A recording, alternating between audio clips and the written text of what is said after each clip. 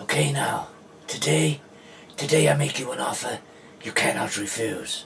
And that is, you watch this video, you click like, you click subscribe, and you give me a comment. If you do that for me, then one day you can come to me and ask of me a favor, and I will not refuse.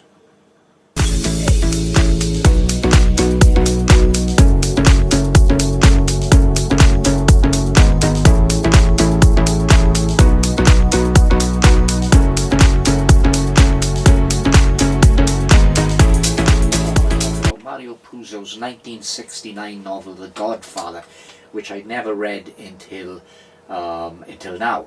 Now, I know the Godfather movies inside out. I've seen all three of them multiple times, and I'm not one of those that heaps much hate on the Godfather Part 3, because whilst I don't think it's up to the standard of the previous two Godfather movies, it feels different somehow.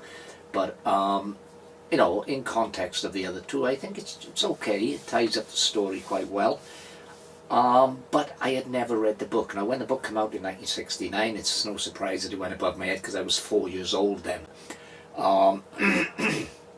So when I started reading books or books intended for adults, and I did that quite young. I was probably about 10 years of age when I was reading a lot of the violent westerns and things that were out, and I've always read.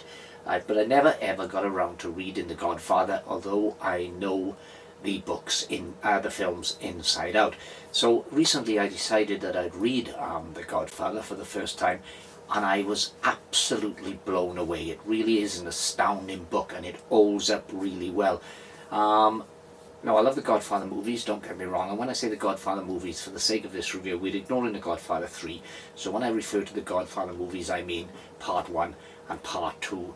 Now, I love the Godfather movies, so that's Part 1 and Part 2, and the novel, The Godfather, by Mario Puzo, is basically both films. It's The Godfather Part 1 and Part 2. Amazing book, and there's a lot of stuff in the book that didn't make it across to the films. The Johnny Fontaine, Frank Sinatra type character, for instance, is featured much more heavily in the books, than he is in the films. And I recently watched the Paramount miniseries called The Offer, which is based on Ruddy, the producer's, Al Ruddy's memoirs of making the Godfather movie, and it's a dramatized miniseries based on that. And this basically is the reason that so much of Johnny Fontaine was cut out of the film when he features so heavily in the book. Now, it's been an open secret really that the character of Johnny Fontaine in the Godfather novel is based on Frank Sinatra, and Sinatra went absolutely bananas about this when the Godfather film went into production, and he started making threats to the studio and so forth. There's a wonderful scene in Paramount's The Offer in which Mario Puzo, the author of The Godfather, visits a restaurant. They've just started pre-production on the movie The Godfather. So he's working on Coppola, the director, on the script, and he goes into a restaurant and there's Frank Sinatra with a load of his cronies. And Puzo goes on to Sinatra and says, you know, how honoured he is to meet him, that Sinatra has given him so much enjoyment over the years, and the Sinatra character in the Offer has an absolute meltdown and kicks off and starts calling Mario Puzo, "Get out of here, you fat fuck." And if the program The Offer is to be believed, then and we know a lot of it is true, it's well documented, when the book was being translated to the script of The Godfather, the actual mafia made a lot of threats towards the studio, and the producer met with a leading underworld figure, a Don, and it was agreed that the word mafia would be taken out of the film altogether, and also that Johnny Fontaine, the Frank Sinatra character, would be watered down slightly for the film. So all you got in the film was the scene where he's at the opening scene with the big wedding where Johnny Fontaine arrives. He goes to speak to his godfather, played wonderfully by Marlon Brando. And that's it basically, and then we get the scene later on where the big shot Hollywood producer was refusing to give Sinatra the part in the movie, which I think He's one of the big war films that Sinatra made back in the day. Wakes up with an horse's head in his bed. But anyway, in the book, Fontaine is a much bigger character, and his entire story is there. I've heard some reviewers of The Godfather saying that they felt the Johnny Fontaine scenes in the book were superfluous, but I don't agree with that. The Johnny Fontaine scenes are no different to the other scene with the Undertaker character visiting the Godfather at the beginning of the book during a wedding and asking for justice for his daughter who was being attacked by a couple of thugs. And then later in the book you see Don Corleone speaking to the Undertaker because the favour's got to be refused after returned after his son Sonny was killed in a gangland hit, and he wants the Undertaker to make the body presentable so his mother can see him. So I would and you know, the Godfather movie, the Godfather Part 1 and the Godfather Part 2 are probably the perfect films. There's hardly a second of wasted screen time. Everything works so well. But the book is much more hard hitting, it's much more powerful, and the word mafia is used throughout the book. Story-wise, the movies did a great job of adapting it, because it is basically, although it's a story of gangland, of the mafia, of organised crime, at its crux is a story of a family, and that's both the book and the film. So the main character of the book quickly becomes Michael Corleone, and we see the scene in the book where Michael kills the crooked police chief and Solanzo is far more effective in the book, far more effective than it was in the film. See in the book,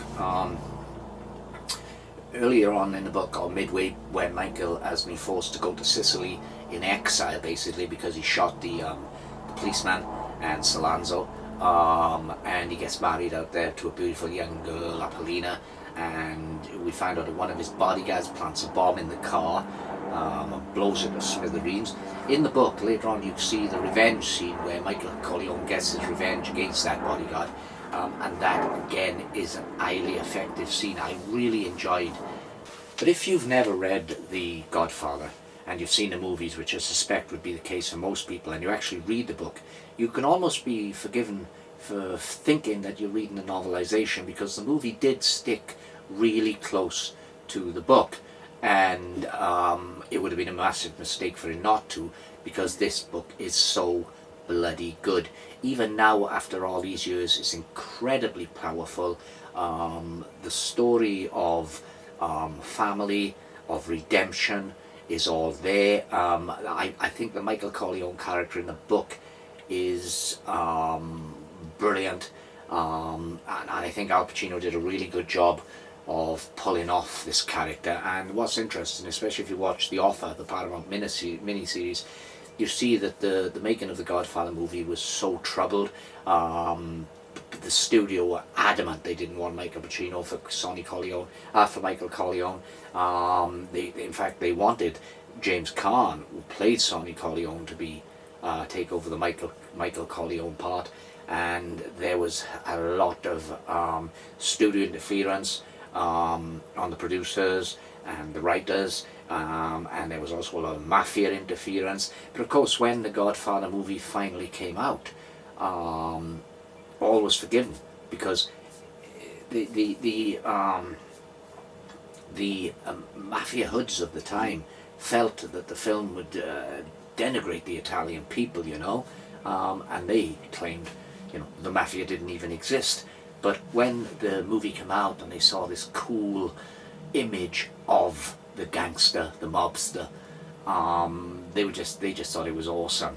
And in some ways, the Godfather movie changed the way that mobsters acted during that period.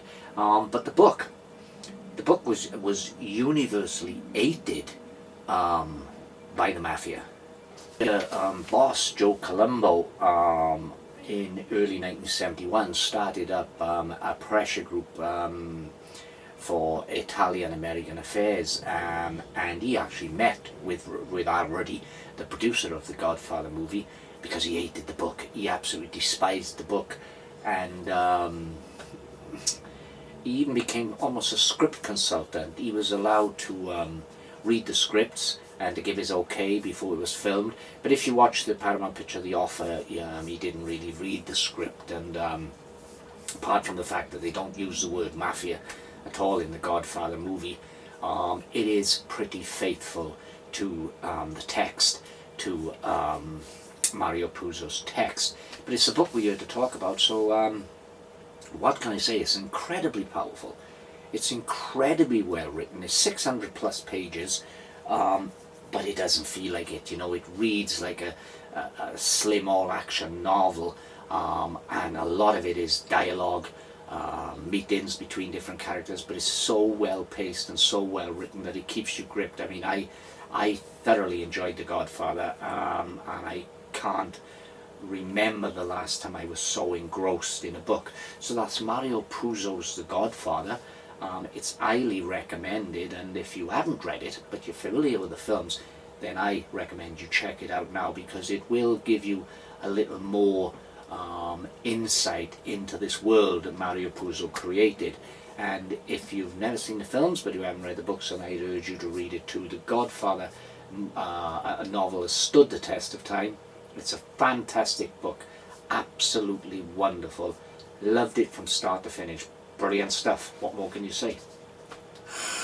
Okay, now, today I make you an offer you cannot refuse. And that is, you watch this video, you click like, you click subscribe, and you give me a comment. If you do that for me, then one day you can come to me and ask of me a favor, and I will not refuse.